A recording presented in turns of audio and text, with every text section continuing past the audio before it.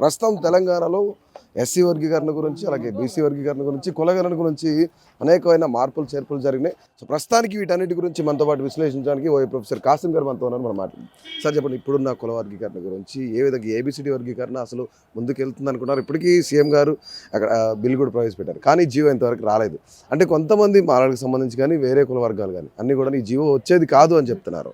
అంటే ఒక కమిషన్ వేసి మొదలు మంత్రివర్గ ఉపసంఘాన్ని ప్రభుత్వమే నియమించింది, ఏకసభ్య కమిషన్ ప్రభుత్వమే నియమించింది, కమిషన్ నివేదిక ఇచ్చింది.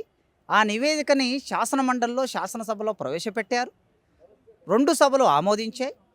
ఆమోదించిన తర్వాత కూడా ఇంకా జీవో రాదు అని అనుకుంటే బహుశా ఇక ప్రభుత్వాలు చేసే వేటిని కూడా మనం నమ్మలేం. కనుక నాకు ఒక నమ్మకం ఉన్నది, రేవంత్ రెడ్డి గారు ఈ ప్రాసెస్ మొత్తం 4 నెలల కాలంలో ఆయన తీసుకొచ్చినటువంటి ఈ పద్ధతిని వెంటనే ఈ వారంలోనే జీవో తీసుకొస్తారని నమ్మకం నాకున్నది. జీవో తీసుకురావాలని కూడా మీ ఛానల్ తరఫున కోరుకుంటున్నా. జీవో తీసుకురావడం పెద్ద విషయం కాదు. 2 సభల ఆమోదం పొందిన తర్వాత అధికారులు చీఫ్ సెక్రటరీ పేరు మీద ప్రాసెస్ నడిచి జీవో వస్తుంది. ఆ జీవో రావడానికి ఒక 2-3 రోజుల టైం పడుతుంది.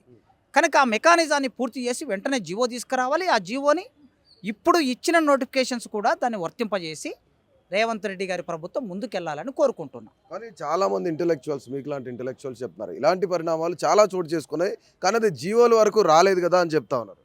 ఖచ్చితంగా జీవో వరకు రాకపోతే మళ్ళీ పోరాటం చేస్తాం. ఇక మిగిలింది పోరాటం ఒక్కటే. ఎందుకంటే నిండు శాసనసభలో 2 సార్లు మాట్లాడారు ఆయన. సుప్రీంకోర్టు తీర్పు వచ్చినప్పుడు ఆగస్టు 1వ తారీఖు నాడు మాట్లాడారు. తర్వాత మళ్ళీ నిండు శాసనసభ ఆయన్నే దీనికోసమే సమావేశపరిచి మాట్లాడాడు. సభ్యులందరూ మాట్లాడారు. ఆమోదం కూడా పొందింది. ఆమోదం పొందినాక ఇంకా కాలేదంటే మనం దేన్ని నమ్మలేం.